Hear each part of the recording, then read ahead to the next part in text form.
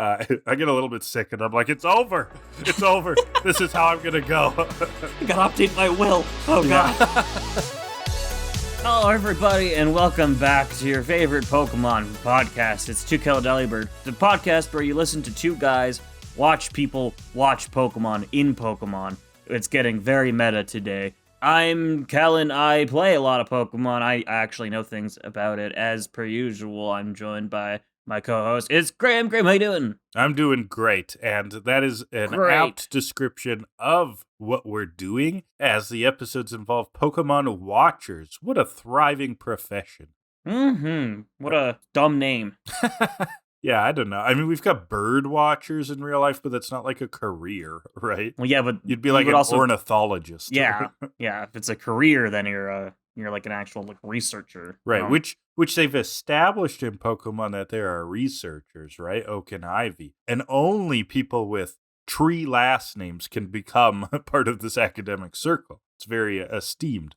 Maybe the writers thought that calling a Pokemon watcher like a Pokemon ethologist was too big of a word for the target audience, and so they just went with Pokemon watcher. You usually won't accept, but the writers needed to aim this at kids. I'm not saying I accept it. Okay. I'm just saying maybe that was the reason. It's a reason, not an excuse. I got you. Exactly. I gotcha. Exactly. Well, Kellan, there's going to be a lot of excuses this week. Oh, no. Oh, no. That's not good. You know why? Why? Well, okay, listeners, every week I do a bit, right? I either write a skit or have a top 10 list about something. And, man, I let everybody down. I couldn't make a list this week, Kellan. How dare you? I know I messed up. It's like the one thing I know you it's do the on this one podcast. thing I do, and I feel really sorry for it, but I don't have a good reason. But you know what I do have? What? Excuses. These are the top 10 excuses why I couldn't make a bit this week. I don't know if that was clever or stupid. that is both. what I thrive to make people question. Yeah. Maybe both, yeah. All right, so number 10, the top 10 excuse of why I couldn't make a bit this week. Number 10, my feet hurt. It's a classic. Let's get it out of the way. Yeah. My feet were sore. Yeah, I had to go to work. Oh. All right, number 9, Saturn and Jupiter were too aligned. Yeah, you got to use that astrology as an excuse. Yes. Everyone else does. Well, it's huge in Pokemon Twitter, probably, right? Yeah, right, probably. guys? No, I don't think it is at all. Mercury is in the microwave. Aurora Borealis is in your kitchen. This time of year. I think we should try to reference the steamed ham memes every single every episode. week. Yeah. Then absolutely. we'll win the steamed ham award. Yeah. Number 8. Well, my cats finally decided to write their novel, and they used up all the ink. And I'm a classic pen and paper guy, right? Yeah, I've seen your notes. They are something else. They are something. Abstract art. I could not read them. You're not supposed to. Number 7. I started headbanging to Painkiller by Judas Priest and could not stop. It took me a full week to recover. I just stopped headbanging. That song kicks ass. Sounds like good way to get whiplash. Oh, very good. Yeah, I had to go to ER. And they said, "Do you want some painkillers?" And I screamed and ran out of the office. Number 6. A dog ate my list. A virtual dog who can eat things off of hard drives. I know I said I used pen and paper, but my backup was to use a computer. Yeah, you're contradicting yourself here. Huh? It was the backup excuse to the other excuse. Yo, dog, we heard you like excuses. We put excuses into your excuses, so you can excuse yourself while excusing yourself. And that's exactly what we're doing. Number 5. I just couldn't get past Pokemon, more like make a joke-amon. Am I right? And that's nothing. So that is absolutely nothing. And that's where we stalled. Pokemon, I hardly do on. Oh, I love that I've cursed you with that. Although that's better than any joke I've made. Yeah, it is. Yeah. Number 4. I asked a genie for the ultimate list-making ability, and my wish was granted, but with the caveat that all my lists have to involve Pauly Shore. It's a curse. Those pesky genies. Those pesky genies and their monkey paws. Number 3, I just had a list Pauly Shore movies, and that went nowhere. Top 10 Pauly Shore movies. Encino Man, Jury Duty, Biodome. I gotta look up other ones. Oh, he was in a Goofy movie. I didn't know that. Son-in-Law. Is that it? Oh, and Pauly Shore is Dead, the weird self-referential mockumentary they made. Can't even make a top 10. I can't even make a top 10. Number 2. In order to create the ultimate bit, I decided to go full method acting, but for top 10 lists. Everything in my life became a bit. If I was cooking a meal, it had to have 10 ingredients, all ranked. If I was doing laundry, I could only wash the top 10 pieces of clothing. I became nothing but lists, and lists became me. Nothing could leave my top 10 list mind prison. Ideas could not penetrate to the iron list bars, and content could not dig a hole behind a pinup poster to escape. So yeah, that's why I couldn't make a list for the podcast. Of course, yeah. Yes, of course. And number 1. I didn't want to. Food poisoning. I'm human, aren't I? Yeah, that's a rough one. That's a rough one. I would not make lists if I had food poisoning again. That's fair. That's very fair. Bad. Well, I want to quickly touch on one thing I've been looking at, watching this last week before we want to get into this stuff quick because it's 3 episodes. It's a triple, but baby. I want to talk about a show I watched over the last week or so called Mr. D. I just want to put it out there that everybody should watch Mr. D. It is a great show. Is a Canadian comedy. Canadian sitcom. Right. Yeah.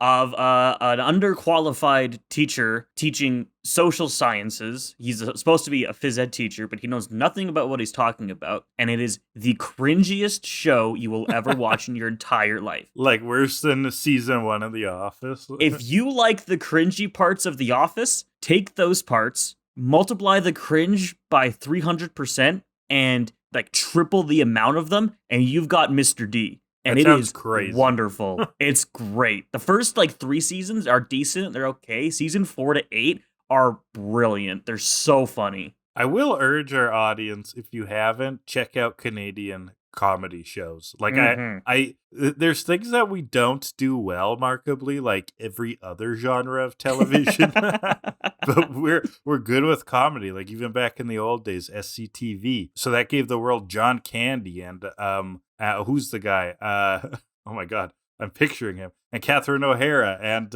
Eugene Levy. Eugene Levy, thank you. And speaking of Eugene Levy, Schitt's Creek, Canadian comedy. Canadian comedy. Kim's Convenience is very good too. Love it.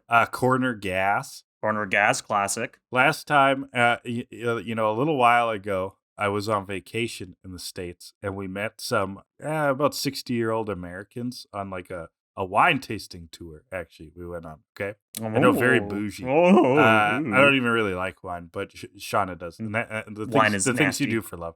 No, it can be really good. Some of it was really good, but I've never tasted a wine I like the taste of. You just don't like alcohol, and that's fine. But okay, so that too. So these 60-year-old Americans started talking to us about.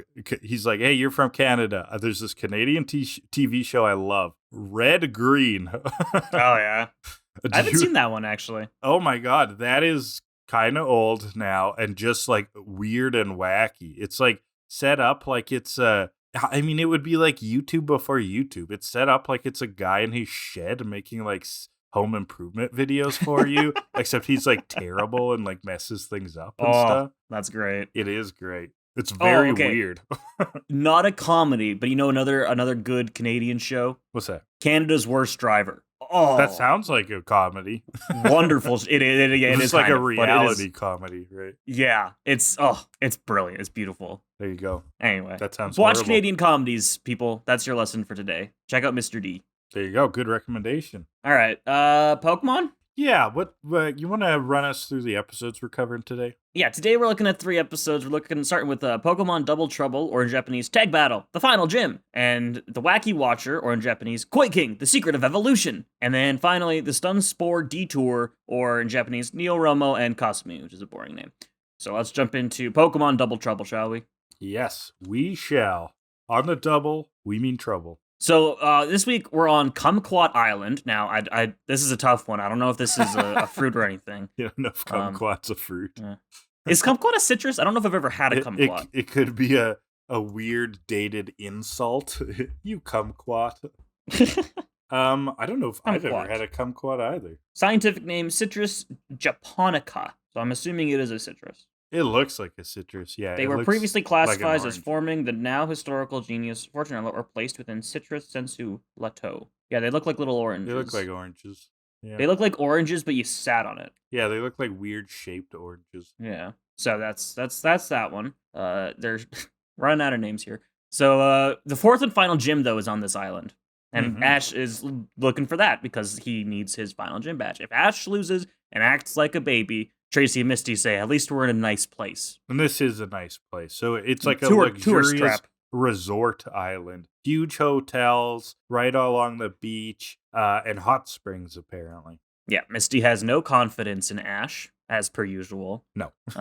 But some loud woman is promoting her hotel on the street. Come check it out and you'll check right in, she says. Wow. Ash isn't looking for a vacation, though.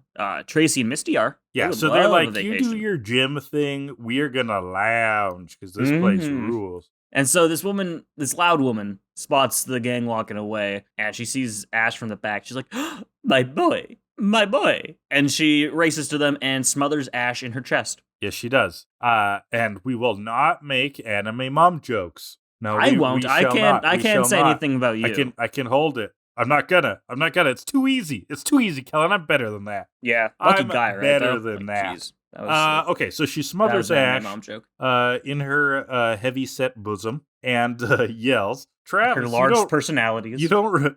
huge tracts of land.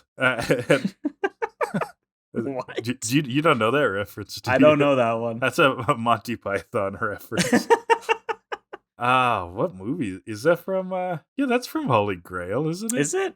I haven't seen Holy Grail in a long time. Okay, so a dad is selling off his son like to get married, basically, right? In like medieval days. And he's like selling him on the woman. And he's like describing her in different ways. And yeah, that's what he says. She's got huge tracts of land. Classic. I need to rewatch that then. I need to like watch through the whole like Monty Python filmography. Great film, great backlog. I mean, Life of Brian is an absolute banger. And then there's like kind of one-off episodes of what's it called, Flying Circus, that are like phenomenal. But watching Flying Circus as a whole is kind of a weird experience because some of it's so weird, like really pushes the boundaries of weird. There's one sounds like my kind of thing. There's one I vividly remember where there's like, okay, so there's these marshmallow aliens that invade Britain, okay? And what they do, no one knows exactly what their plan is. And it turns out that all they want to do here is win Wimbledon. And the aliens have perfected a ray that turns people into Scots. So they make everybody Scottish so that they can win Wimbledon because the punchline is that Scots are bad at tennis. Okay. Yeah, I know. I saw that when I was like 14. It was like, I gotta rethink what humor is. All right, so let's go back to the hotel lady. She grabs Ash and says, Travis, you don't remember your mummy wummy? And he goes, my name's Ash, and I already have a mom. So, yeah, she thinks this is her son, Travis, who also had a Pikachu and apparently looks just like Ash. But we see him in a flashback, and no, he does not. No, not really. He does have a Pikachu. He's got little marks under his eyes, but that's like it. She really misses Travis, I think it is. So, Travis went away to be his own Pokemon master. We hear, so he's a lot like Ash. But then, there's someone screaming. We gotta look at what's going on over there. It's a giant mecha Rhydon. Oh, right. So Team Rocket comes into this episode swinging. This is like their coolest tool yet. Oh, yeah. A giant Rhydon mech. And it rises out of the water, Godzilla-esque. And Team Rocket's doing their chant from the mech. Damn, they look cool. Yeah, very much so. It's up there with Kangaskhan mech. I think. Right. And this one, I think is even a little bit more impressive than the Kangaskhan one. It is. Like the Kangaskhan one looked a little scuffed in places, but this is a fairly nice looking mech. It is. Yeah. It looks like a Rhydon. They got a lot of budget this time from the boss. Yeah. So they emerge from the sea. It is a massive, massive mech. Normal motto, except for like Meowth doesn't say Meowth. He just says that's right, but whatever. They claim Robo Rhydon is dangerous, but environmentally safe. And it's Pokemon powered. We see Arbok and Lickitung running on the treadmills, providing power. Weezing's up in the mouth, providing the attacks. Yeah, and the thing about the attack here is they are launching the attack. So this like little mechanized hammer comes down, boops the Weezing, tells it to make the attack. And Jessie thinks it's going to be a hyper beam, and it is just Smog again. Turns out that James said he was going to teach Weezing hyper beam and did not. Can Weezing learn hyper beam, Kellan? Via TM, yes. Ah, okay. So they James didn't go TM. find that TM. Yeah, where is let me take a look see here. Where in Gen 1 do you get a hyper beam TM? Big old H beam. I'm gonna assume the Game Corner. That sounds like its kind of thing. Rocket Game Corner. He didn't get 5,500 coins to get a hyper beam. Rocket Game Corner. That's in the family. Yeah, but you think they give Team Rocket discounts? They give him a mech, but yeah, I get what you're saying. I don't think they do. Yeah. Yeah, he didn't teach Hyper Beam yet. He meant to. I don't think he's ever going to. And then we get these weird red frames. Oh, I thought they were cool. Like these stills, right? They were the cool, robot, but they like were terrorizing the beach. Yeah. They claim this thing is environmentally friendly, but they're also filling the air with a poisonous gas, so I don't really know. Yeah, and destroying the beach. They probably ripped up some coral or something. Yeah. So Ash runs in front of the Rhydon, tries to Tiananmen square it, and they don't run him over. And that's why this episode is not shown in China. Thank you. Exactly, yeah. Jessie's power tripping during this whole thing. Hail the conquering Rhydon, she screams. Poison sting from Arbok, but this lady has Alakazam reflected for Alakazam and tells Team Rocket to leave. She's like, get out of here! Leave her exact words are, fuck off, you're scaring away the customers. Jessie calls her grandma. Like, go away, grandma. And then gets really offended when Misty hits her back with calling her an old witch. Right. Glass houses, Jessie. Glass houses. Meowth is immediately sweating because he's like, oh man, Jessie's gonna freak out. And then he makes it worse. He says, well, Misty ain't an expert in aging like you are.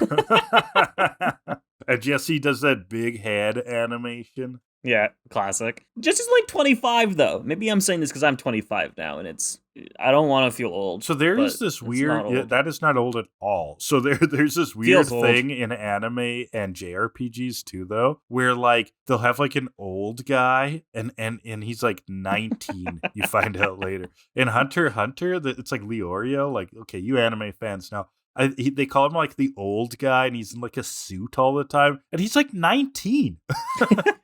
And same with, I think, Oron from Final Fantasy X. They also mock him about being old all the time. He's from the old days. He fought in the old war. He's 30. Oh Jeez. Man. Yeah, anime is not good for if you're worried about feeling old. Well, then there's a bunch of people that are 5,000 years old. Right, but they look like they're toddlers. Yeah, and it's weird and gross for some people. Yeah. So. Anyway, so this lady's the gym leader, we learned. Right, she's part of the Orange Crew. You're not gonna fuck around on my island when I'm the gym leader, blah, blah, blah, blah. It's a big reveal. Jessie sasses back. I don't care if you are in the Orange Crew or the Grapefruit League. Hey-oh, good job, Jessie. You figured it out. Citrus. Took longer than I did. Well, apparently, according to Bulbapedia, and, we're Canadian, I did not know this, but that is the name of Major League Baseball's spring training camp. It's called the Grapefruit League. You could have fooled me. I don't know. Sports, go sports. You think I know anything about sports? Big sports about Pokemon on the internet.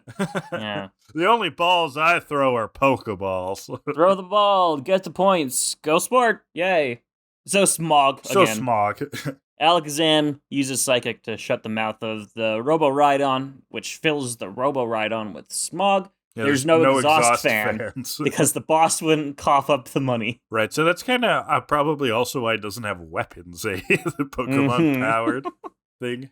So that makes me wonder, how much of this did the boss pay for? Does he cover a percentage? Or does he give them a stipend and the rest of the construction of the mechs have to come out of their own pockets? I think that he gives them flat budgets, but I'm actually not even sure. Actually, other references to this wouldn't have us believe that they give liquid money, though. It'd be more he'll give them the mech. And I think it's kind of rejects from other things, this is we're testing Mark 3 on the real mission with Butch and Cassidy tomorrow. You get Mark 2 because you'll screw it up.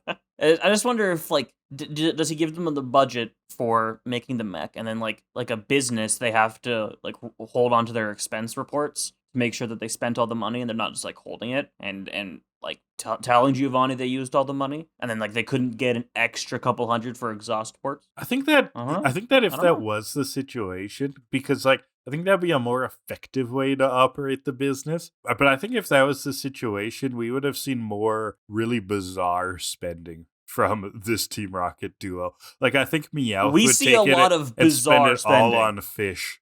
I think There was- even worse, though. There was the one time it was a giant cake. I mean, that was pretty bizarre. That's true, actually. So- And the tickle bot, that was weird. Yeah, that was a weird one. You think those were more off the books kind of things? Like, they said they were building a mech and they maybe. built a tickle bot?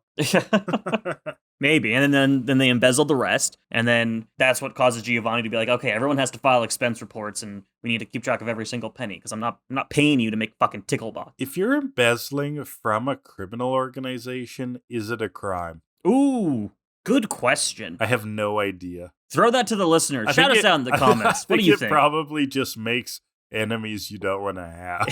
Is embezzlement a crime if it's from a criminal syndicate? I mean, Great Robin question. Hood. Yeah, it's a Robin Hood situation. I would say it's technically a crime, but I think it puts more good in the world, you know? Okay. So. Yeah. So Ash has Charizard use Takedown on this thing, which I felt like it was a weird decision. Like, it's a giant robot. You're just gonna throw your dragon at it. It kind of works. Yeah, throw your dragon at it. That's not a works. euphemism, right? Throw your dragon at it. Yeah. It works. My question is, should it? I don't know. But James hits a little button by accident, which starts whipping Arbok and Lickitung, causing Arbok to release a spew of acid, burning a hole in the robot. Right, so now it's got a belly button, and this is where Charizard switches to his more ubiquitous attack form. Flamethrower right through the belly button hole, mech blows up. Kaboom! And I believe James says, or I don't know, it's a James or Meowth, I can't remember, but they go, Ride-ons off! Oh, yeah. Ride on. I missed that one. It's ride off. That's hilarious. And they go blasting off again. And that's all we'll see of Team Rocket. They're done for this episode. They're in and out. There are definitely episodes where you can see the writers actively being like, we've got enough material without Team Rocket. Let's get them out of the way right off the bat. This is not a Team Rocket episode. This is an Ash progress episode. So let's just get them in, get them out, and then we'll go back to them at the very end. Yeah. And we'll see what they're up to. And then that's it. So Ash challenges this lady to a gym match. She accepts. This is Luana, I believe her name is. Yeah, Luana. We don't hear it for a while. Yeah, so her gym is at the hotel, actually, which she was trying to advertise for earlier. Tracy and Misty are going to have that fun that they wanted during the match. Apparently, they're getting a deluxe suite. That's sweet. Ooh. A line from Mr. Tracy that I thought had some real burn potential, but that no one reacted to it. They say, Ash can have his match, and we can have a good time. Yeah, that was a burn, but it was like, I think they just understand each other so well that Ash wasn't insulted. He's like, I don't care. It's like, what are you doing on this journey then? Burn. Yeah. Yeah. So anyways, they get a deluxe suite. We see Pokemon doing some calisthenics. Right, it's a gym at the gym. Pokemon are working out. This is the nicest gym Tracy's ever seen. It's like a stadium, he says. Apparently, when we're seeing the Pokemon work out, there's a cut scene from this episode now where we see Jinx in one of the places, and it's just cut because it's Jinx. Oh, and they edited that? Yeah. Better than just pulling the episode. Yeah. Be very annoying. So, Battlefield. Tracy says, it's almost like a stadium. Yeah, Thank almost, you, Tracy. Yeah, almost. Yeah, it's almost like it is a stadium. You might as well call it a Pokemon Stadium. Out now on the N64. Purchase at Toys R Us. And so Luana challenges Ash to what her gym's gimmick is going to be, and it is a double battle, 2 Pokemon at a time. What's interesting is if even a single Pokemon goes down, that team loses. Apparently, which is dumb. But it's interesting because like it is a precursor to something we'll see not even in Generation 2. It doesn't happen until Generation 3 with double battles. That was a big deal. I remember seeing that in Nintendo Power. People were losing their mind. 2 Pokemon at once? What's coming a lot of to strategy. the world? A lot of strategic thinking you can throw in with double battles. That's the main format now. Synergies? VGC, yeah. Oh, really? Just because it's more interesting? Yeah, and it goes a little faster, too. They don't want matches going on for like half hour. Right. So 2 Pokemon at a time. Tracy says, it sounds to me like battling in a double Pokemon match is almost the same as a double tennis match. Tracy, no, it's not. What the fuck are you talking about? I know, he was just like, let's name sports where two people work together. Sports ball, yay! But then we get a little bit where animation Pikachu of Ash plays and tennis. Pikachu playing tennis. Yeah, and Very cute. It is very cute. Mario Tennis, out now on N64. The match will be in the morning, so they have a free night, and they get full use of the hotel. Pikachu washes Togepi, very cute. We're in a hot tub. Yeah. Ash is pondering who to use. So he wants to take Pikachu. He's Of being course. a little clever here. At least it sounded clever to me, but you'll probably point out why it's stupid for some reason that I can't comprehend. But he says he needs a ghost or a bug to fight Alakazam. Well, let's take a look-see here. Well. In Gen 1, Ghost was supposed to be strong against Psychic. We've been over this, but Ghost was immune, or Psychic was immune to Ghost. Even if it wasn't immune to Ghost, only Ghost moves were Nightshade, which does set damage, or Lick, which sucks. Bugs are pretty weak in Gen 1. The best move is like Twin Needle, which is only on Beedrill, and Beedrill's pretty crap, not to mention weak to Psychic. Other than that, there's really no good bug moves. So, like, the only two types that are super effective against Psychic in Gen 1 are either not super effective because they fucked up the programming, or Bug, which sucks in Gen 1. Okay. So, was he better right off just, like, that those hitting it. are the weaknesses, like, officially? Officially, yeah, they are. Well, that's progress for Ash. He at least It knew is, that. technically. But, like, bug moves are so weak in Gen 1 that, like, It wouldn't have a made neutral big difference, yeah. a neutral flamethrower from Charizard is going to do It's a way more bigger than a deal. super effective Twin Needle. Yeah. Anyway. There you go. So he's actually in an okay situation. Yeah, you should be fine. But Misty says, without those, you're in hot water. And Ash promptly drowns. He passes out of the hot tub. He's beet red. Tracy goes, at least you won't have to warm up for the match. Yeah. So the next day, it's match time. The The announcer I noted is very clearly Brock's voice actor. okay. Just I believe he played a cop in an episode too, right? Yeah, I think so. SWAT officer? SWAT officer, yeah. So he's getting around. they took away Brock, and they were like, "Okay, we'll give you a couple of side characters you can voice." For No, this is actually Brock. He's wanted to like keep tabs on them the whole time, so he's been picking up odd jobs and following them from an arm's length. Sure, yeah. That'd be wild. So Luana is gonna use Alakazam and Marowak, and Ash goes with Pikachu and Charizard. Yeah, so we've met all these Pokemon before, and the big thing is that they gotta work together. Right, so they're saying, are Pikachu and Charizard gonna work together? Ash thinks they will. They're already infighting. Yeah, Charizard is still kind of his old self and wants to just fight alone. He don't need help. It's a strong, independent Charizard. Right. Don't need no Pikachu. He finally had that moment where he's realized what the rest of the team is for, but he's still the starting quarterback in his eyes. Yeah, you know. Yeah, absolutely. So match begins. Pikachu runs. Charizard burns Pikachu's tail and goes for a tackle, which he can't learn. They get scratched. Charmander gets scratched in red and blue, not tackle. That's not how the game works. Check it. No.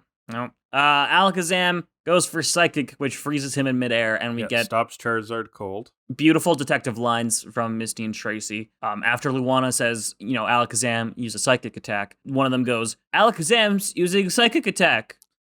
And the other goes, it's working. I think that it's psychic. And I think it's an attack. Wow. These Pokemon are fighting. True. Yep. We're in a stadium. Wow. Thanks, Tracy. Not only is Tracy a Pokemon watcher, but we are also Pokemon literary. That's not the word. That's what I do later. Yeah. But how do you say, like, literally? Something's literal. Literal Pokemon interpreters? Sure. Yeah. I have no idea what you're trying to say. Well, that was a trade wreck. So, much like Pikachu and Charizard's teamwork right now. So, yeah, look at that. Pikachu uses a Thunder Shock, but he hits Charizard instead. Ash is screaming, help him, don't hurt him. Yeah, he wanted him to Thunder Shock Alakazam to release Charizard, but Pikachu's like, yeah, I'm going to be a little stinker. I'm going to shock get him Charizard. Back for burning my tail, bitch. And so Marowak goes for the Bone Meringue. Alakazam uses Psychic again, takes Charizard back up, drops him down. Bone Meringue comes back around. Boom, boom, boom. Even though Charizard's a flying type and Bone Meringue is the ground type and should not be able to hit Charizard. Whatever. But it's a bone. But Pikachu sees it now. Charizard is pretty badly hurt and kind of starts understanding. Oh, fuck. Okay, we got to work together here. This isn't good. Right. We got to put our differences Yeah, aside. clearly Marowak and Alakazam are working together, and that is the big disadvantage. Mm-hmm. And so Alakazam goes for it again. Pikachu finally helps, lifts off a big thunder onto Alakazam, lets Charizard go, and then Pikachu and Charizard give each other like the nod, like, let's do this. Let's fucking do like it. they saw each other in the hallway between periods. Yeah. Like, what's up? Yeah. Sup. That's the upward nod where you go sup. Yeah. This was more of like the downward nod. We're like, yeah, we know. We're gonna do this. We're in this. We're in this. Yeah. They're all the nods, all the nod directions have very specific meanings. Oh, totally. Get it straight. Yeah. Sideways nod is like, cut it out. We're not talking about that right now. Either that or look over there. Look over there. Oh, yeah. So Marowak goes for body slam. Hits Pikachu. Yeah. But Charizard catches him in his wing. That is cool. Teamwork, baby. Teamwork. Electric guitar gym theme.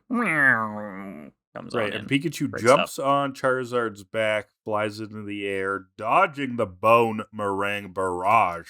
Yeah, and Flying Thunderbolt hits Marowak. Does nothing. Thank God. Thank God. Right, you're saying that because ground is immune to electricity. Because Marowak is a ground type. Right. Finally. Well, but at it least did stop the attack. The Marowak attack. Apparently. Yeah. So Alakazam is charging up a Hyper Beam, which you would not want to do because Hyper Beam is a physical move and Alakazam's physical defense or physical stats are hot garbage. Wow, lots of not how the game works this episode. Mm-hmm. Neat. Well, I mean, Alakazam learns Hyper Beam. You just wouldn't want to do that. Right, I get it. His physical attack is... It's not how the game works Garbo. strategically. Yeah, its special attack is almost 3 times the size of its physical attack. So Ash screams to Charizard, go up. They fly upwards. The boat comes flying back under Charizard last moment. Boom, hits Alakazam. Knocking both of them out, and Ash has officially won his 4th and final gym badge. Woohoo! Lorna gives him the badge. It's called the Jade Star badge. And now he can compete for the Orange League trophy, but he must be the leader of the Orange crew. Right, and this is another competition, much like the Indigoleague one, it sounds like. Yeah, we'll see it. We'll see it next week. Oh, really? It starts that quick? Yeah, cool. We're there. Yeah, it's we're in the final month of Orange Islands already. We're at the league, baby. We're getting there. Orange Islands is very short, so yeah. She says Ash has a chance, but only if he works together. Aw, what a good lesson. Yeah, so the gang leaves on Lapras, and now the only last thing is we do get Team Rocket's sight here. Yeah, but Luana tells them to if you see Travis, say hi and send him my love, and I'm willing to bet here. Take my word for it, we will never meet Travis ever. I know, it's almost like the writers just write one-off episodes and then never get a job again. Oh, that's sad. Yeah, the freelance contract writers, they hire for one single episode, and then they're like, I think they got the writers off of Fiverr. Yeah. Like a single person each episode. Man, imagine. That was just a joke. Least, I love the writing. That is the least efficient way to write a TV show, I think. Yeah. So, we see Team Rocket. They're stuck on either like a big boulder or the wreckage of the Robo-Rhydon. I don't know. Yeah, I don't really know either. We just get the quip from James, no man is an island. Haha. We'll follow. And then they're like, we need help. We need to call the boss. And they're like, no, we can't tell the boss. He can't find out we wrecked the Robo-Rhydon. And so they're in this catch-22 situation. They see a boat. They're like, oh my God, get over here. We need help. But what if it's the boss? We don't need help. The boss just sails around the Orange Islands randomly. Apparently. I don't fucking know. So yeah, James says no man is an island. And Jesse retorts back, well, you're no man. Ooh, burn. Feisty. That is the episode. Yeah, so let's get into literary hour. This is where we try to compare it to literature. So it's the power of friendship. You got to work in teams. I'm going with the literary classic, 2003's Sonic Heroes on the GameCube, where you had to play as a team. It was on Xbox and PS2 as well, right? It was on like all the games. Yeah, it was on everything, right? Yeah. It's on PC, I think, too. Wow. PC release from Sega in 2003. Sweet. No, Three Musketeers. I was going to say, is that the whole thing? No, Three Musketeers. One for all for one. You know them. They gotta work together. Yeah, I've had the chocolate bar. Yeah, exactly. Actually, I don't think I have. Bar. I haven't either. That's American, isn't it? Is it? I don't know. I've never had one. Yeah, I don't know if I've ever seen one. Maybe it's French. I mean, the Three Musketeers are French. I don't know. Who knows? Yeah, well, Someone out our there, true not us. literary hour is Sonic Heroes. Are you going to pick Sonic Team, which was Sonic, Knuckles, and Tails, or Dark Team, which was, who was it? Rogue? And Rouge. Rouge, right. Her name's Rouge, right? Rouge and Shadow? Shadow and... Robotnik? Nope. No. Omega. Oh, Omega. E123 Omega. That makes sense. Or Team Rose. Who was Team Rose? Amy. Amy. Big the cat. Eldia. Froggy. And who is the other one? Cream the Rabbit. Oh, Cream. That makes sense. And then there was a fourth team. Team Chaotix. Right, and Team Chaotix was like Team Super Deep Cut. Right? Yeah. It was like the alligator from... Vector the Crocodile. Right. Who was from like a 32X game or a Game Gear game or something.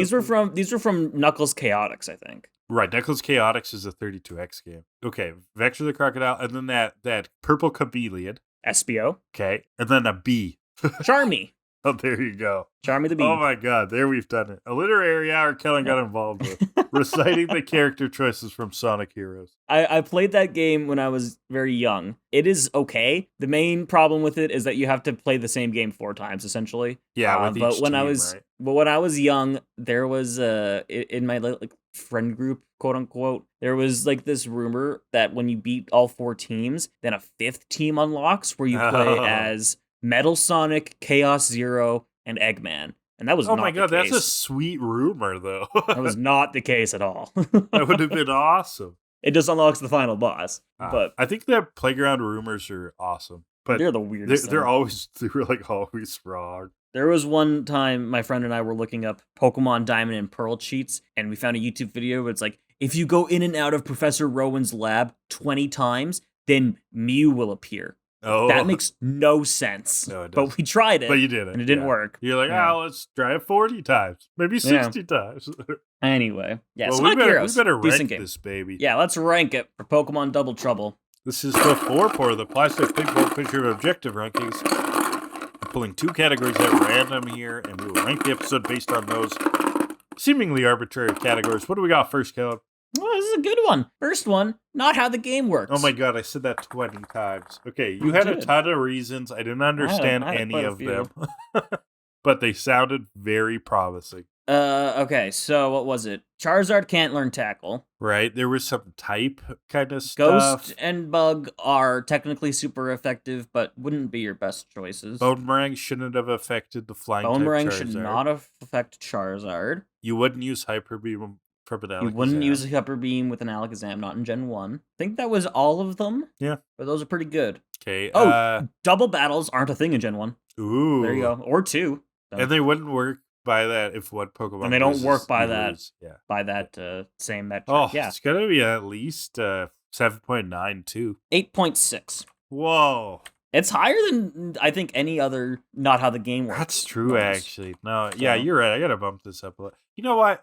Screw these pedantic decimal points. I'll go to a flat 9. Oh, look at that. Flat 9. So, 8.8 for not how the game works. Let's drop category number 2, which will be the perceived smell of the episode. Okay, well, it smells like a resort. I mean, I do like the beach smells. It's nice to be at a resort. I imagine they have like a lot of like fancy perfumes. And like some of these resorts, they actually like consciously think about how their lobbies smell to like get people in certain moods to the hotel will smell nice more or that kind of thing. Yeah, so it would I'm not convinced that the stadium smells nice because people are smells there. like a stadium. Yeah. But does he give me a big smell vibe? Not really, actually. The beach is there. Get a lot of smell from the stadium. The beaches don't smell great. I mean, you got fucking seaweed. And they have a smell though. That's they nice. have a smell. It's nice. Like a night. It's a curated beach though, so it would smell good. Sure. But there's no food in the episode. Usually, like we get to like an extravagant town, we would see like a buffet. No food. So, I don't know, 4.5. I don't think it smells. I don't bad. think these were great reasons, though. Well, I interpret this a little bit different. That is it just about is the smell good or bad, but like how perceptive smell is. Yeah, you think about how strong is the smell. I think about is the smell good or bad. Okay. And I don't think this is a bad smell. I mean the lobby I think probably smells pretty good, and then like the hot tub area seemed kind of aromatic. So I'm just gonna go with a 6. Okay. So that is a 5.25 for perceived smell, which is a 7.025 overall for Pokemon Double Trouble. Going into episode 111, The Wacky Watcher. This is a weird episode. Very weird episode. Kind of fun. Yeah. Because of its weirdness. A little bit mediocre in terms of theme. I like when we get these sort of flavors of the Pokemon world, get little insights into what makes it buzz. But I don't know. Usually when you meet a researcher, there's like maybe a stronger theme that comes with it. And this is just kind of like, this episode just happens. Right? Yeah. It just happens and it's gone. Would you call it a little wacky? Not really. Maybe that's what I'm getting at. He's not that wacky. He's a little wacky, but he's not that wacky. He's not like a nutty professor, you know? So we're on the sea, heading to the league competition. Right. Tracy takes a bottle of salt water for Pokemon research purposes. This does not come back. No.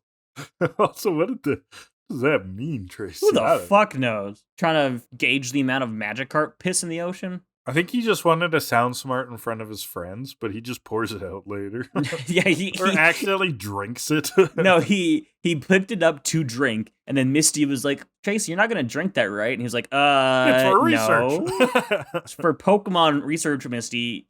Come on, get your shit with together. The program. Yeah, actually, that's totally it. You called it. Yeah, so, but something's under the water, something big thing. It's a submarine. Right, which an old man pops out of. Like, triangulates his position or whatever. Has a bunch of tools. Mm-hmm. And we hear his voice for the first time, and it is unlike any other voice we have for any other character ever in the show. Okay. It feels very out of place. So, I did need Bulbapedia's help with this, but he's apparently a pretty spot-on reference to Groucho Marx, like from the Marx Brothers comedy group, which is like 100 years old now. But he is doing like Groucho Marx bits, like stuff that he's famous for, and looks kind of like him too, like with the mustache and stuff. So yeah, remember Groucho Marx, kids? This is him now. You feel old yet? Yeah. It's just a very strange voice in the Pokemon world. You're gonna do your best Groucho Marx. I'm trying to like. Maybe we should review Duck Soup next episode. Maybe we should. He's like, if my observations are correct, we're about to see something very special, and it's very weird. Yeah, that's not bad. It's like a little nasally. If my observations are correct, we're about to see something very special. It's nasally, it's coy, and it's like seductive, but in the least sexual way possible. Yeah. How do you do, baby? There is zero sexuality in this man. He's El Riz, if I may. Yeah, El Riz. Yeah. El Riz. Yeah. I need some W Riz, if I do say so myself. Oh. So, anyway. What's the other stupid slang you taught me? Bush? No. There's something they say that's like lawn gang or something. Lawn gang? No, that's not it. They have something stupid there. Mulch gang. That's it. I have no idea what you're talking about. I think that's Zoomer slang. I mean, not Zoomer, younger than you. Alpha slang. Yeah, I have no idea what that is. Never heard of that. All right. Anyway, he's doing something. He's waiting for a school of Pokemon or something. They nearly capsize everybody. It's Magikarp. He's been waiting for Magikarp. School of Magikarp here to school them. And they've got a bunch of colored bands on their tail fins. That'll come back. That will actually come back. Doesn't have a clue what's going on. But this Wacky Watcher, the titular Wacky Watcher, knows exactly where they're going. And Tracy sees that the Magikarp are headed for Rind Island. They're really grasping for straws now, huh? I told you Pulp Island's gotta be coming. Fucking Rind. Yeah, so they're off on Rind Island. It's a deserted island. But it won't be when we're there, Ash points out.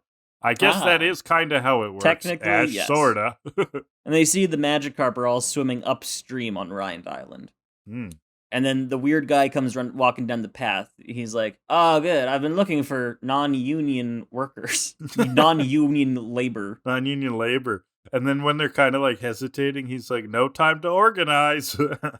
He's handing out these boxes. One for Chew, he says when he gives it to Pikachu. One for you, one for you, one for you, and one for Chew. That's an amazing joke. So we learned that the Wacky Watcher's name is Quincy T. Quackenpoker, which is a wonderful name. It's a name on his mother's side. Everyone in my family has the name Quackenpoker on my mother's side. Thank you. On That's his not how mother's side. not how everyone works. Yeah, so he's a famous Magikarp watcher. Yeah, Pokemon Watcher. Tracy knows this guy. He knows who Quincy T. Quackenpoker is. Down the path, I guess, Pooped Misty wonders what's so great about watching Magikarp. As Quackenpoker sets his equipment up, you get data. Apparently, this little machine can count Magikarp. It can also measure every Magikarp in like length and height, tail size, oxygen efficiency. Yeah, I've got it written down if you want. So he's using the machine to measure 32 factors. He does not know 32 factors, including fin length, bone structure, muscle density, not to mention size, weight ratios, and oxygen efficiency quotients. And then Misty's like, it can measure size and weight ratios. And Quackenpoker's like, I said not to mention that. He loves This sort of so vaudeville weird. humor. I think he is Groucho Marx, but like teleported in a Pokemon. So, yeah, how does this machine do that? That's insane. Just by scanning it. Well, you could do that nowadays, but it would be a digital, and it would just use by scanning it as it swims down a river. You can measure like its oxygen levels. That's probably ridiculous. not. But I mean, if they have some insight into Magikarp already, that's like, oh, we can tell by like the color of this part. I don't know. The length of its penis. Maybe like infrared. Maybe it's got infrared. Maybe, I don't know. Anyway, he lets us know the bands on the tail fins tell him how long ago the Magikarp left the island. Red means they left 1 year ago. Blue is 2 years ago. Yellow is 3 years ago. Blah, blah, blah, blah. And he notes that they leave as they mature, but every year the Magikarp go back to their birthplace. And Quackenpoker figured out Tracy's a Pokemon watcher because Tracy, get this, has been watching the Pokemon. Nailed it. Mm-hmm. Well, now that the plot's come to a screeching halt, let me see your sketchbook. That's what Quackenpoker says. Does he say that? Yeah, word for word? Now that the plot's come to a Missed that one. screeching halt. I love that sort of self-reference. Part of the thing about his voice being so different from any other character is that a lot of times it sounded like he was mumbling, and I couldn't really understand what he was saying. It was hard. I had to listen to parts like multiple times. Yeah. There's one part in one of these episodes where I have no idea what the character says, and I rewound it like 4 times. I think it's the next episode. But yeah, he looks at Tracy's sketchbook, and this is where we go to Team Rocket as they're spying in. Right. They want Pikachu. Classic, whatever. But then Jesse reminds them, hey, Magikarp evolve into Gyarados. If we get all these Magikarp, train them up, we can rule the world. Whoa. So simple a first grader could follow. And Meowth goes, well, I never went to Kitty Garden. I never went to Kitty Garden. Now let's get a mess of Magikarp. And the Magikarp are swimming up the waterfall. Which is pretty cool. Tracy gets it. They swim around all year to build strength so they can get up the falls. And most are too weak to get up, though. Yeah, they skip leg day. And then Quackenpoker talks about something. The only part about this conversation I wrote down is, it took me 3 years to grow this mustache. Okay, I missed that. So he didn't have the mustache when he first started with this whole band experiment. Well, now he's got a big bold mustache. Big bold mustache. Bigger than I could ever fucking grow. He's got to keep it growing just to like... It's also part of how he tells time for these Magikarp. Yeah. Once it gets down to my knees, I'll know it's been a decade since I've been starting to watch Magikarp. Your impression is not bad. It's getting slowly better. All right, so we've got Team Rocket with nets next. Don't swing, like they're holding like bug nets, basically. Yeah. They're like, don't swing until you see the scales on their tails. Like they're right by where all the Magikarp are coming by. And it turns out that they don't have money for Pokeballs. Jesse gets angry about this, to which Meowth says, anger is no excuse for ending a sentence with 2 prepositions. That's incredible. Meowth would love to meet my father. Why? He makes that joke? Or he he's his sentences in prepositions? No, he's a grammar guy. Oh, he's one of those guys. He's one of those people where if you say me and whatever, he'll go, me and who? Me and who? Because he wants you to say I. No, because he wants you to go the person and me. Okay, yeah. Okay. I don't give a fuck about grammar. No, I'm just kidding. I like grammar sometimes. Does he stickle about who and whom? No. Grandpa might, though. Okay. Yeah, I guess that's like less common. I don't really give it much of a shit about most grammar things. The one that really bothers me is when people say I seen. Oh yeah. Hate that. Yeah. Well, Can't stand it. I seen what you're talking about. Don't you fucking dare. So the other one, okay, you know how I remember the difference between good and well is this quote from 30 Rock where someone uses good inappropriately, and he goes, Superman does good. You're doing well, son. And that's how I remember it. Superman does good. So the Magikarp are coming up the waterfall, getting ready to catch them, and we get a little fun music. I like this little upbeat little tune. It's fun. It's new. And James catches one in his net, but then it starts flopping away. It flies out of the net and drags Team Rocket down the falls. Yeah. Ash thinks that he heard screaming. Is someone in trouble? And Quack and Poker ignores what could actually be a pretty serious concern to make a joke. You'll be in trouble if we're too late to see the Magikarp evolve. And everybody forgets the screaming because they're like, evolve! Evolve! That's a big deal. So then suddenly we're at a lake, assumedly on top of the waterfall. Yeah, assumedly. And we hear most of the Magikarp won't evolve today. They're not strong enough yet. He comments on Pikachu and Ash's relationship being very, very close. You communicate shockingly well. Shockingly Ash says, well. I'll leave the shocking to Pikachu. Whoa, firing back and forth. They all laugh and go out for ice cream. But he explains his fascination with Magikarp. He's like, one day, as a boy, I woke up and saw a Magikarp in my pajamas. I don't know how a Magikarp got into my pajamas, though. So that is actually a Groucho Marx reference, that joke. So his joke is, one day I woke up and shot an elephant in my pajamas. How it got into my pajamas, I'll never know. That's a famous Groucho Marx joke. So there you go. So, yeah, it's obvious. This guy is definitely then a Groucho Marx parody. And it's nighttime. Ash and Misty are sleeping. Tracy theorizes that Magikarp jump out of the ocean and use the sun's position to find their home island, to which Quack and Poker is like, actually, this is a Magikarp I drew that cannot swim or cannot jump. Cannot jump. How would it? Magikarp that how would not jump still found? Yeah. How would it see the sun? Checkmate, theists. Yeah. Then he says Magikarp are hard to understand, even harder than my income tax. Income tax returns. Which is like, wow, he's shrugging off some serious stuff here. So we know there's there was taxes. People screaming. Yeah, we know there's taxes. You're right. This is the first time we have confirmed evidence of I thought tax. You'd be like all over this. Well, I just thought it was weird how he's shrugging it off. I think this guy's like kind of sketchy tax now. Reader. Yeah, even harder than my income tax returns, which I rarely pay. Which I definitely filed this year. Yeah. Yes. So the Magikarp start jumping around. Something's about to happen. Whatever. Water starts moving. Blah blah blah. And then Grabber starts fishing these Magikarp into the mouth of the Magikarp sub. Team Rocket's up to no good. They're gonna pick a peck of Magikarp. And then the sub sinks because they got too many Magikarp. They are actually too efficient for once. They get so many Magikarp in the sub that it sinks. And Meowth screams, "Our Magikarpet ride is over."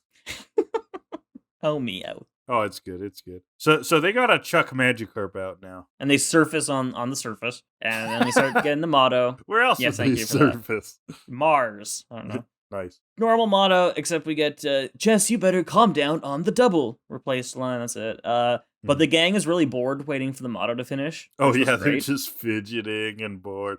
And, like, you can tell that, like, Quack and Poker a couple times just kind of, like, looking over at them, like, what's going on? And they're like, just wait it out. Give him a minute. Just give him a few seconds. We'll be done. And then Meowth goes, Meowth, that's right. And then, like, on a fucking snap, they all go, Team Rocket! Yeah. And so Quack and Poker threatens to sink the sub. And so Team Rocket... He's like, don't mess with this. This is the science. This is the Magikarp. Don't mess with the science. And so they threaten to throw Magikarp at them. And they start doing it. They start chugging it. Okay. Pikachu catches one, which is cute. But they use that opportunity to use a grabber and snatch Pikachu. And Meowth goes, mind your P's and Q's and Pikachus. Yeah, good lesson. Good. That's good. Good lesson. Yeah, and that is how that famous saying got indoctrinated into all of our daily language. Exactly. Thank you, Meowth. Thank you, Meowth. So Pikachu's gonna Thunderbolt, or Ash is gonna get him to Thunderbolt, but Quack and Poker's like, don't do it, he's gonna hurt the Magikarp. Okay, we've kind of seen situations like that before. Not like it would actually do anything, though. We've seen this capsule a million times. It's thunderproof. No, that's true. Hands full, though, of Magikarp. Ash kicks around Bulbasaur's ball to let him out. Which is impressive. Which was very cool. We went from an episode previous where Ash couldn't even pick out the right ball from his belt to where he's like playing hacky sack with it to send out the Bulbasaur. It was pretty cool. It was pretty sweet. So yeah, he uses Bulbasaur to try and Vine Whip to grab Pikachu. But their Team Rocket's like pass Pikachu around like a hot potato. Right. And then some big Magikarp latches onto James's head. Yeah, this is funny. He's just like eating his forehead. James is freaking out. So they're pulling on the Magikarp, Team Rocket, and Quackapoker is telling them, you gotta pull his head off. You can't muscle a Magikarp. You can't muscle a Magikarp. You gotta treat it gently. Yeah. Gently. Does he go up? I think he goes up a little bit. In his speech? No. I don't fucking know. You have to it's play evolution time. You have to play his favorite Ella Fitzgerald song and a nice Chianti. But while they're distracted getting Magikarp off of James's head, Pikachu gets grabbed by Ash. Ash just like walks up and whoop. Yeah, just grabs him casually during the distraction. And then, boo, shining white light. It's evolution time for the Magikarp. And this is a huge beam of light. This is like an Independence Day style beam of light. The whole lake shines. You see a giant pillar of light emerging from the top of the mountain. And then a big whirlpool starts swooshing around, grabs Team Rocket. They go splashing off again. Yeah, there you go. That was quick.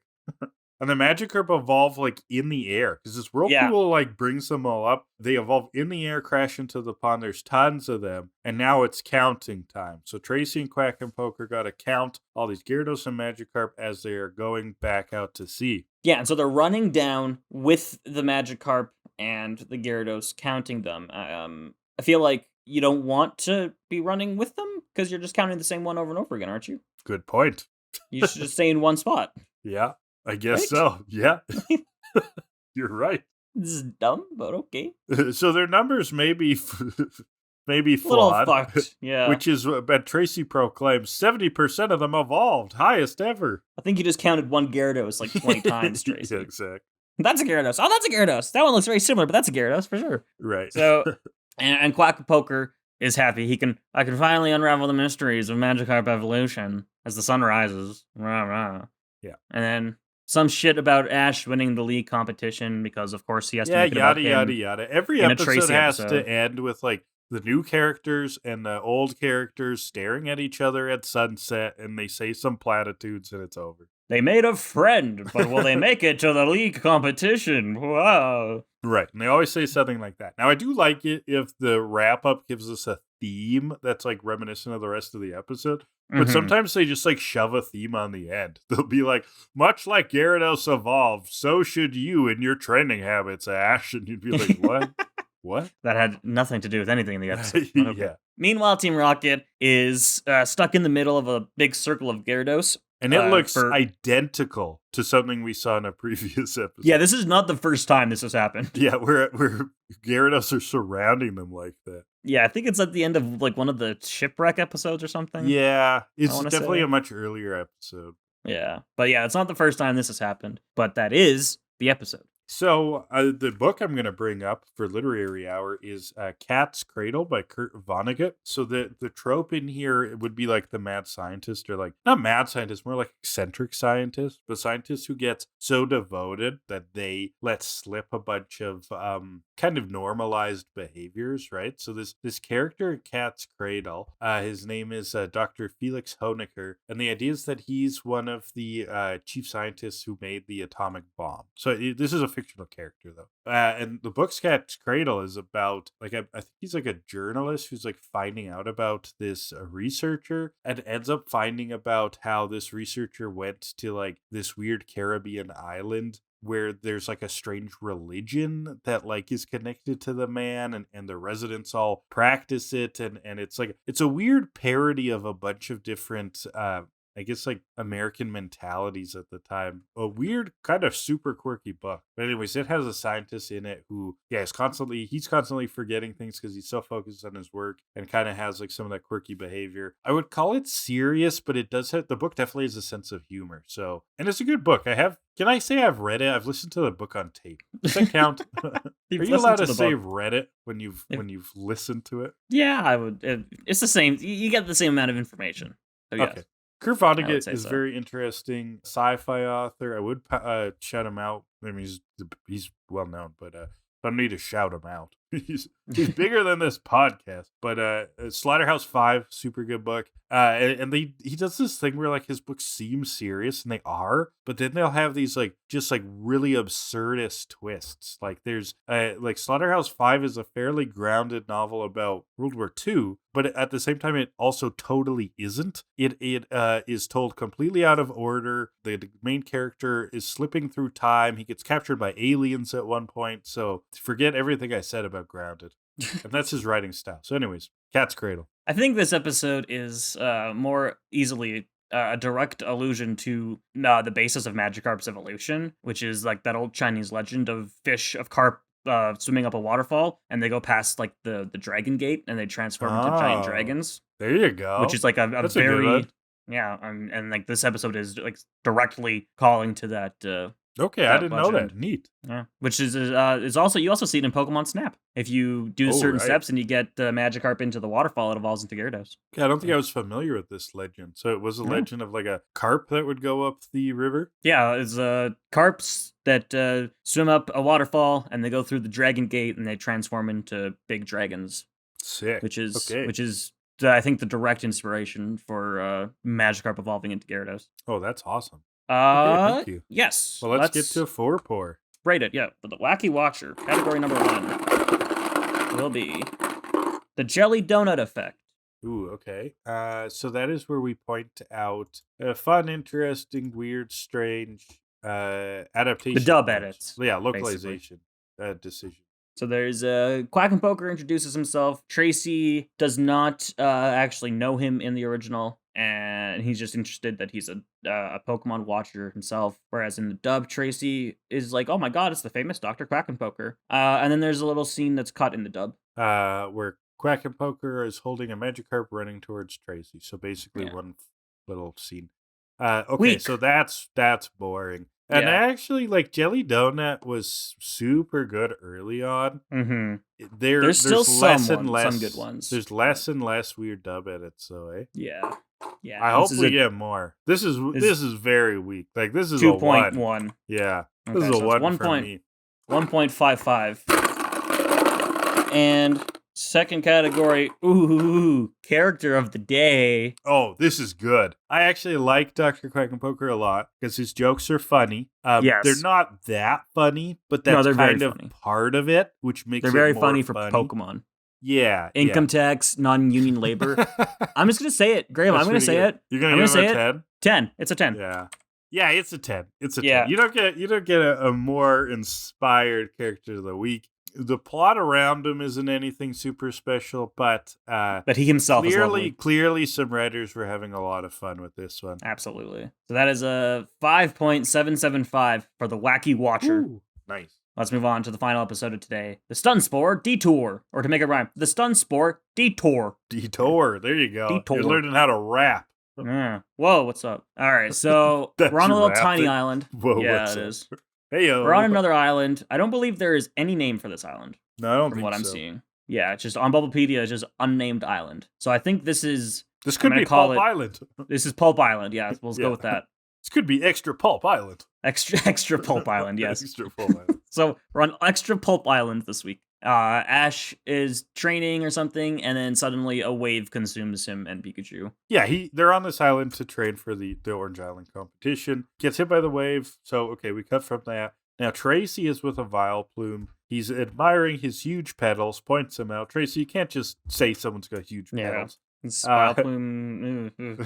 And Ash runs up, asking for help because he's wet. Had a rocky start. He trips, hits Tracy. They both fall into Vileplume. So now we have went from pointing out its anatomy to full-on violation of its primary hole, and the boys get spored. Yeah, they've penetrated this Vileplume, and it's not with their heads for them. Yeah, they get stun spored. Pikachu runs for help. Misty's walking with Psyduck for some reason. That's strange, but whatever. Taking him for Ash, a walk. Yeah. She likes that Psyduck more than she lets She off. does. She does, yes. Ash and Tracy come up to them too, but they are struggling to move. They are walking very, very slowly. So when Pikachu first gets to Misty, I mean, he's done this before, but he does that like playing Lassie thing where Misty's like, what's wrong, boy? And Pikachu has to like do charades. I kind of like that. That's always a fun and bit. he makes Vileplume's face out of his face. It's great. Yeah. Well, I love those moments. They're the best. So we're in a house now. Some house. Who knows? There's random cabins everywhere in the Pokemon universe. And they all look identical. There are 2 random cabins in this episode. Yeah, there are. Ash and Tracy are very, very sick. They don't have an antidote or anything, but Ash and Tracy, you need a paralyze heal. Oh, got him. Not how the game works. Not how the game works. I actually thought, like, that's not how Stun Spore works either. It makes them seem like they've got, like, they break out into a fever. It makes them seem like they have the flu. Yeah, but they also struggle to move, and so that part's paralysis. Right. Yeah. So Stun Spore is supposed to paralyze the Pokemon. And also, who knows? Maybe it does different things to humans than it does to people. That's true. Or does to Pokemon. Misty just has Band-Aids, though, and the nearest center is 30 miles away on another island. Oh no! It's not like she couldn't take Lapras on her own. Yeah, he could have. Pikachu thinks Thunder Shocking them would be a great idea. That's just how Pikachu thinks. Yeah, first course of action every Blast time. Them. Boom, bolt them. They also have a fever, apparently. Yeah. Because of all this, Misty cools them off with a cloth, whatever. Tracy tells her, look at the Pokedex. Get some info, look up Vileplume, look up Stun Spore antidotes. He's like, figure this out, bitch. God damn it, Misty. We have the resources. So she searches up Vileplume, looks up antidotes. Apparently there's a tab. Now, we learned about the Salveo weed. So there's a weed that if you boil it, it makes the cure. It's found lake bottom, similar ecosystems near Vileplumes, and Poliwag is usually found in those areas too. Poliwag, yay! We love Poliwag. Yeah, we will see more Poliwag. We'll talk about it in a bit. But meanwhile, we see James and Meowth are trying to grab an apple from a tree branch. They get it, but they fall to the ground, breaking branch. They get maimed, nearly die. Whoever said apples were healthy must have never picked one. They bring it to Jessie in another random cabin. Yeah, and Jessie seems to be suffering from the same condition that Ash and Tracy are suffering from. Right, so she's sick also. We find out she wanted the red apple because she wants to see something with skin redder than hers. And the boys are mad. They're like, that's why you wanted the apple? You went through all that trouble. You don't even want to fucking eat it. And she's a needy, sick person. And coming from another needy, sick person, because I am a needy, sick person, I will admit that. I always think I'm dying. I get a little bit sick, and I'm like, it's over. It's over. This is how I'm going to go. I got to update my will. Oh, God. Get me to the bank. She's asking them for ice cream. She's depressed. She thinks she's dying. Contrast to Ash and Tracy, who are just kind of like dealing with it. And they're like, Misty, find the antidote. Like, I really thought we were going to get a reveal at some point in the episode. Jesse's not sick. Yeah, and she's faking it. Because she's having it up so much. Yeah. Yeah, and she's moving around so much, too. That's like true. She's jumping up on her feet, trying to beat the guys up. Like, yeah, that's so true. Whatever. So we find out how Jessie got stunned. She was frolicking through a flower field, and she dove into the flowers, and a Vileplume was there. Poor Vileplume on this island, getting but it's really the same Vileplume, just getting poor guy, just getting head hold. Not the kind of head you want. I don't know. Oh. Hey-oh. So James remembers the antidote from when he was a kid and he got stun spored. And so Jessie beats him up. Yeah. You knew that? She seems awfully mobile for a paralyzed person. Yeah. So now we get some cuts. Misty's looking in a pond for Salveo weed. No sign of that. Another cut. Pikachu's helping Ash. He's worried. Okay, moving on. Now, James and Meowth are also going to be looking for the Salveo weed, and they have decided that Team Rocket looking through ponds would be much too inconspicuous, so they have dressed up as clown peasants. It's my best description. Shop. Yeah. It's all they had at the costume shop, apparently. Which what would you call that? They're like peasants, like an old school peasant outfit, but with like I've got clown no idea. noses. Yeah, I've got no idea. But I want to throw it. We have a question from a listener again from Tristan from last week. Nice. Asking a question I didn't even catch on to for some reason. He says the island doesn't have a Pokemon Center, but they have a costume shop. Oh my God, he's right. Very true. So. Oh, yeah. Okay, I got nothing. Very good observation. I mean, they could have bought that costume beforehand just for like any purpose, I guess. I don't think so. I don't think they have a costume shop on this island. It sounded like it was ad hoc, so... I think Extra Pulp Island has a costume shop for some reason. It's the only thing on it. It's deserted except for 2 cabins and a costume shop. It's Duplica. She's branching out. She's created a chain of costume shops. Oh my god, it always goes back to the dittos. It's always back to the ditto. All right, good observation, Tristan. Great and you know what? You stumped us. We don't have a question. Yeah. I think we don't have an answer. A plot hole. Like, I don't know. Or else it's got like Amazon Prime one-day delivery and it like paradrops in. It's all they had on Amazon. Pidgeot drops in. Very good. All right, so little splash. Poliwag pops up. It's got a Salveo weed on its tail. And so these things are cute. And they love are Poliwag. Tadpoles. Tadpoles, yay! Love with Poliwag. Like a swirl. A tadpole swirl. Little hypnosis swirl. Ooh. Can I learn hypnosis? Yeah. Oh, there you go. Yeah. And so James sticks Victory Bell on it. The Victory Bell, of course, chases James around a little bit. And then Poliwag jumps out, water gun, gets blocked, Razor Leaf, dodges it. Then Meowth goes to catch it in a basket and gets on top of it. Yeah. Which is not the Pokemon movie I thought I was watching today, but okay. So dives in basket on it. What are you implying? It's a snuff film? If you look at that frame, a little bit. Well, the Poliwag knocks Meowth away, though, and Meowth yells that they got whipped. And then Misty stumbles on the Poliwag. Mm-hmm. Team Rocket are chasing it. Out. Good detective moment. The Dex is like, it has no arms. I thought that was really? Funny. Really? Like, you didn't need to state that. This is Poliwag. It has no arms. No. Okay.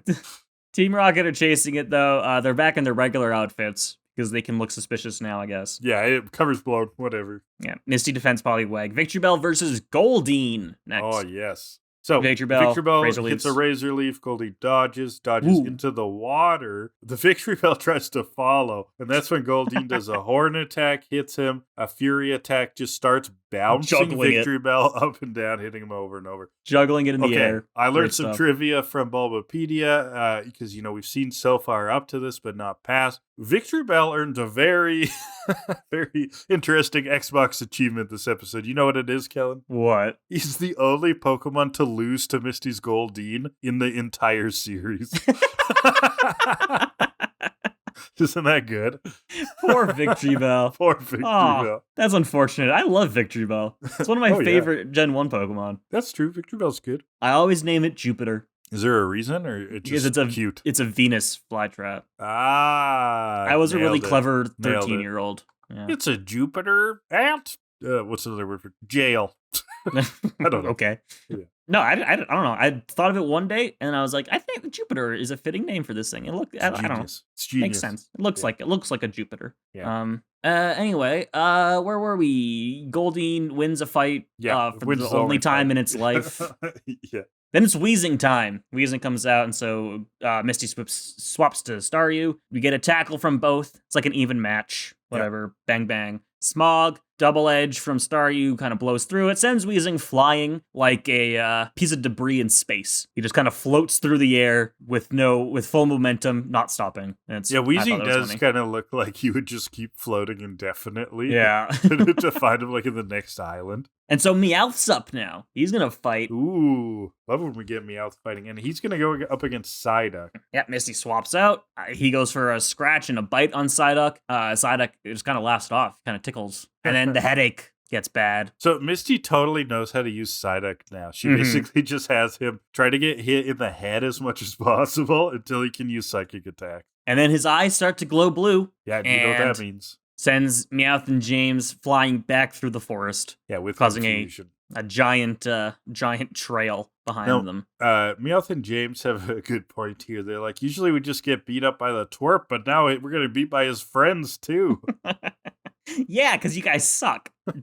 Pling plang. That's it. That's all I can say. If we go back without the weed to Jesse, Jesse will be sick of us. I mean, with how Jesse treats them, I would not be too urgently looking for this weed if I were them. Yeah, you'd let her sick it out. I'd let her. Yeah, I'd let her just kind of stew around for a while. Anyway, so Meowth has a plan. We'll see what it is.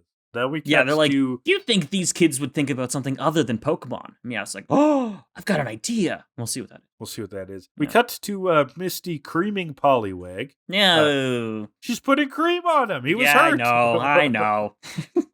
Togepi is getting tickled by the tail. That's kind of cute. That's very contrast to my horrible joke. I'm sorry. So Misty's asking Poliwag, for some weed, right? For some yo, Poliwag, you got to hook up, she says. Yeah, can you roll me a fat doobie? And Poliwag's kind of getting it. She's like, okay, jumps back in the lake. Stoner Poliwag, fan art list. What's going on? Drug dealer Poliwag. Drug dealer goes Stoner into Poliwag. the lake and comes out with a bong. With the fattest joint you've ever seen. Stoner / drug dealing Poliwag. How does he wear the trench coat? He doesn't have arms. So, she's patching up. So. Well, she knows where the Salveo weed is now, so knows where to get the good kush. To take her down to the good stuff. Picks the weed, comes up. She's got a ton of weed here. Yeah, I better put that away before Jenny before shows the up. fuzz shows up. Yeah. She's gonna head back to the cabin, but Poliwag seems to want to stick around, stay with her. Oh, okay. Follow her. So we'll see where that goes. Yeah. And so we see Meowth and James then have set up a little tea set in the middle of the road. And then makeup. Misty's almost tempted, but no, she has to get back. They've gotten way past fruit baskets now. Yeah. But also like pure into gender stereotypes. Which they will call themselves out for. They do. Good Which point. is great. And it's a makeup set. Misty's like, oh, look at the makeup. But no, I don't got time. Then a basket of food. It looks luxurious. Then some dresses. Like a full dress. and this is back to Tristan's point. Like, where are they getting the supplies from? There's no Poke Center, but there's like a full like Sears, Fucking There's Sears. a department store. Throwback to Sears. What a time. I could think of another department store. The Bay? Zellers. Ooh, that's a classic. That also doesn't exist, does it? No. I think it's coming back. So, I don't know. The only thing about Zellers people like talk about was the food court, and I don't even remember the food court. So it wasn't a food court. It was a specific Zellers restaurant in the stores. Man, what a wild time. Yeah. And they also had this thing called Club Z where you could get points and then like redeem them. And my mom used to she got a free dishwasher with that. Oh, I do love points. That's probably why they went out of business. That dishwasher. Yeah, probably. Yeah. I do love points though. Points are fun. If you have a business, give me points. Gamify my life. Game my life. Exactly. I want to level up, damn it. Okay, so Misty is tempted, but she ignores all of these traps. She's got to get to Tracy and Ash. And Meowth, he points out, he's like, well, I thought everything we thought we put out everything a girl would want, but we just base on what Jessie likes. Yeah. We put out everything a girl should want, and she didn't fall for any of it. I think it was a mistake to base our choice off of what Jessie would have stopped for. Yeah, there you go. What they say. I think that their attempt at addressing their misogyny doesn't quite land though, because Misty is into everything. She likes her friends more. And this is a good Misty episode because it shows that she's a ride or die homie, right? Classic. Exactly. Great. Yeah. She when things matter, she's there. Mm-hmm. Exactly. And it's cool to see her battle. Like that's something we always get a chance for. So yeah, it always hypes me up when we get the colored background of other characters that aren't Ash sending out their Pokemon. For sure. Like when we get a good action sequence, especially in the first season, and then like Brock's like, "Geodude, go!" I'm always like, "Fuck yeah, let's do this." It feels like a bigger deal. Yeah, it does. You're like, okay, absolutely. we see Ash send out Pidgey every. This is something new. He never had Pidgey at Graham. It was Pidgeotto. Sorry. And Pidgeot. Come on. You've been doing this for how long? No, he caught it as a Pidgeotto. Keep track of the birds. He caught it as a Pidgeotto. That's for the birds, man. Down the path, James is a lady with a baby carriage now. They've amped up their trap. He's dressed in like a 19th century woman's dress. Like he's got full Little House on the Prairie, Sunday church, right? Yeah. With the little baby carriage, Meowth as the baby. and gives the whole sob story. We need the Salveo weed. My little baby is paralyzed. I can't see him smile anymore. If I could just see him smile. And Meowth's like, we gotta help that baby. That's it's the such saddest a sad story I've ever heard. Which blows their cover. She's like, that, your baby sounds like Meowth. And so they do the motto without Jesse, which is weird. Meowth fills in. And otherwise, it is the motto. It's pretty normal. much normal, yeah. This is where it was. I think James, near the end of the motto, says something I could not understand. I could not figure out what he said. Oh, I don't know. So, I don't know. Well, he says, surrender that weed or prepare to fight. I wrote down. Maybe that's what it was. Surrender that weed. Give me your kush, damn it. They opened it up slightly different. Meowth goes, baby or not, prepare for trouble. And James says, lady or not, better make it double. Oh, yeah. I didn't write those down. I don't know why. Well, whatever. So we get Weezing is going to fight from Team Rocket's side. Misty is going to use one of her Pokemon. Poliwag steps up, though. Poliwag wants to do it. Yeah, gets tackled by Weezing, but responds with a big double slap, sending Team Rocket rolling down the cliff in their carriage. Right, they're done. Quick battle. Team Rocket's knocked up. They wake up in a bit, and this is a really nice gesture. They see that Misty has given them some of the weed. Yep. Some of the weed is sitting there, the Salveo weed. Left behind a gram. Yeah. Left them a damn bag. In a little baggie. Yeah. So yeah, they climb up, they see it. Misty left them behind, and that's part of the fault of the episode, or well, the fault of Team Rocket, really, where if they just like went up to Misty and they were like, hey, Jessie is really sick. We need some of that weed. Can we get some of that? Helped. She probably would have helped. Yeah. Totally. They didn't need to trap her or beat her up or anything. Well, that kind of shows how broken Meowth and James are, because they're utterly touched at this, right? They're like, the twerps have such a good friend, and they're just raving about Misty. They're like, that redhead girl is such a good person. Yeah. So back at the cabin, we get the weed all boiled up, and we get a fun little transition, and Jessie's all better. And we get a fun transition because Ash and Tracy drinking theirs are like super appreciative. We go to Team Rocket making theirs, and Jessie's like, hurry, you imbeciles, hurry. Yeah. And so James and Meowth are like, oh my god, Misty is so much better than Jessie. Yeah. Let's trade redheads. And once they're all better, Jessie says this is the time to attack because they're sick. We can grab Pikachu real easy. James and Meowth have a little moral problem with this. They don't want to attack the person that just helped them. And heal Jessie. Jessie's definitely a monster right now. Yeah. But Ash and Tracy are better now when suddenly Arbok lunges through the cabin. Whoa, kind of cool. Good God. I hate snakes already, but if a cobra did something like that. Snakes? Why'd it have to be snakes? Why did it have to be snakes? So we're going to get Pikachu versus Arbok. Pikachu dodges the poison sting that comes at him, responds with a Thunder Shock, hits him, flies him into Jessie. This whole time, James and Meowth are hiding behind a rock because they're like, we don't want to be involved. Yeah, and Jessie tells them to quit hiding, and they're like, we don't want to mess up your flow. Yeah. Something like that. Yeah, Jessie and Arbok are down and out, and James says, I think what you really need is something that'll cure a terminal case of ingratitude. Got it. Oh, shit. And now we're Team Rocket scurrying away. Meowth has a great one. He's like, thanks again. I mean, we're blasting off again. And Ash goes, they're getting weirder. Very true. That's funny. And so the gang, Misty and Poliwag make a great team. And according to the narrator, she's won a new Pokemon, but we don't see the capture or anything. But this is where Misty captures Poliwag. Okay. I mean, it was kind of getting there. So. Yeah. But I thought we would have one of those moments of like, do you want to come along with me? And she holds out the Pokeball. They didn't even have that dialogue, though. Yeah, you're right. And so Ash thanks her for her kindness when he was sick, and she just hits him back with, don't get used to it.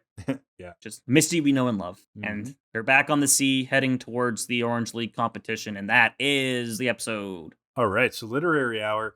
Gonna call on the healing herb trope, which is like this idea of like basically organic medicinal, plants, right? Which is like not just literature, that's like a real thing. But there's a lot of literature that's like taken that to more kind of fantasy sort of scenarios, which is sort of what's going on here. And I swear to God, it's actually just a good example, Kellan. But Lord of the Rings.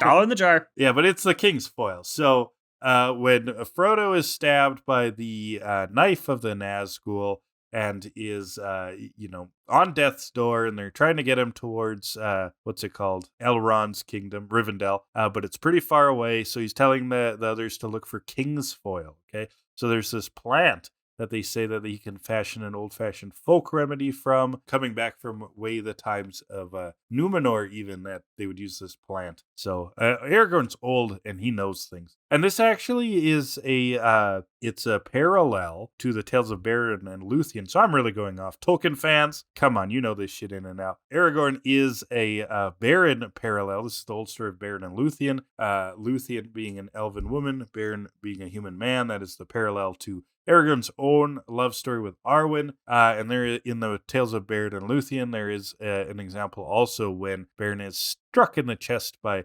Curafin's arrow. The friend Huan gathers medicinal herbs so that Luthien can heal his wounds. Shout out to TV Tropes helping me organize my thoughts. I zoned out. Is that it? And that's also a parallel to how we heal your mental herb, Kellan, by talking about Pokemon once again. Yeah, you say Lord of the Rings, and I just like, whoop, gone. Man, you should read it. It's so good. I let you go off. Fine. All right. Tell me right, and then get out of here. Yeah, let's rank this, baby. Let's rank this party. First category will be Tracy's bullshit. I wish we got that last episode. Yeah, I mean, he's sick. Or the episode before. He's sick this whole time. Yeah, that's pretty bullshit of him. How dare he get sick? Pretty bullshit getting sick. He's actually like the helpful one, because he's like, Misty, get the Pokedex. Yeah. He's like, gather information. Act on that information.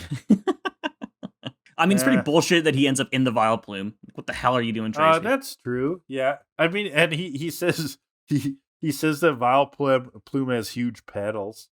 Yeah, ooh, Tracy. Ooh. We don't talk like that to Vileplume. Yeah. I don't know. Yeah, it's pretty weak. 1.5. 1 point. Jesus Christ! I would say 3. I mean, the only thing we thought of was the huge petals, though. Yeah, but still, he falls into the Vileplume. He should know better. Okay, you're right. I'll go with 2. Two because Vileplume's got 5 petals, so 1 out of 5. That's 2 out of 2. Okay. 2.5 for that. I really wish it was the episode of the Quack and Poker. Yeah. No. This looks like a stadium. 2v2 Pokemon battle is like doubles tennis. That would have been. That's true. Second category will be the plot. Simple one. Oh, I actually like this plot. I mean, it is fine. Simple, but you know what I liked about it is the parallels. I like how the same thing's happening to Ash and Tracy, and that's happening to Team Rocket. Yeah, that's true. But they're dealing with it in different ways, and that's giving us some insights into Misty, the character, giving us some insights into Jessie. It's not a plot heavy it is filler, right? So it's not plot in that sense. And the only bigger plot point we get is that Poliwag joins. So yeah. From that perspective, it's weak, but I kind of, as I get older, I like sort of contained one-off stories more and more if they interest me in any way, basically. Yeah. Right? So I like the characterization. I like the parallels between the two teams. Yeah, it's a solid plot. It's different. The Misty episode is not typical. They're pretty uncommon. Right. Yeah, see that caring side of Misty that you don't normally see, but is there. Yeah, it's not a bad one. I would say 6.5. Yeah, and I'm going to go clean 7. Clean 7. All right, so that is 6.75 for that, which for the Stun Spore Detour is a 4.625. Ooh, all right. And that's it for this week. So that's a triple. We just got through 3 episodes. Next week's going to be back to 2, I believe. Kellan, which episodes are we covering next week? Well, it's the start of the end of the Orange Islands. We got 3 weeks left, and we're kicking it off with the championship section of the Orange Islands. Starting off with episode 113, Hello, Pomelo, or in Japanese, Winner's Cup, ! Full battle, 6 for 6, ! That's a hype title. Yep. Followed by the second part of this episode, episode 114, Enter the Dragonite, or in Japanese, Final Battle! Enter Kairyu! ! Not gonna lie, Enter the Dragonite sounds like a TCAD episode name. It does. But yeah, we got a two-parter. Kind of jealous. I don't know if we can use that. Two-parter next week of the end of the Orange League competition, and then some finishing stuff in the next couple of weeks to finish off Orange Islands, and then we're off to Johto. All It's right, crazy. It is crazy. We're aiming for silver and gold. The bronze days are behind us. Yep. But join us next week for that. All right, so that was To Kill a Delibird. You can find us wherever fine podcasts are downloaded. Leave comments on the Hydroleech YouTube channel. That's also where videos are posted, video versions of the podcast. Loving the engagement in the comment section lately. Good questions, good discussions. You can also hit us up with questions at the email tokilladelibird@gmail.com. We also have a Twitter, same handle, To Kill a Delibird. Intro and outro music is 80 Synthwave by Alexi Action. And Kellan runs a TikTok called Hydra Leeches, where he does a Pokemon Errors series, which is very good. Did I miss anything? Come join me on Twitch, twitch.tv, twitch.tv /HydroLeech. And also, if you're listening on Spotify, you can leave your comments there as well. And also, there's a poll. So answer the poll, please. And thank you if you were on Spotify. Sweet. What are you twitching these days? I need to get back into the Pokemon Crystal thing I talked about last week. Oh, right. Did you live stream Super Mario RPG? No, I've just been playing that on my own. Oh, that was personal. And it's a banger? It's very good, yeah. Yeah, it's very good. Yeah, I've learned my lesson about committing myself to full new games on Twitch. Oh, yeah. And that I shouldn't do it because there's no point. That's fair. If I was like a big streamer, like 5,000 viewers, then maybe I would. But like, I don't know. I just want to play the game. Even they are tactical about what games they stream, which they don't. Yeah. So. Anyway, that's it. All right, sounds good. See you next week. Bye-bye. TCAT Nation. Goodbye. Have fun. Or don't. I don't care.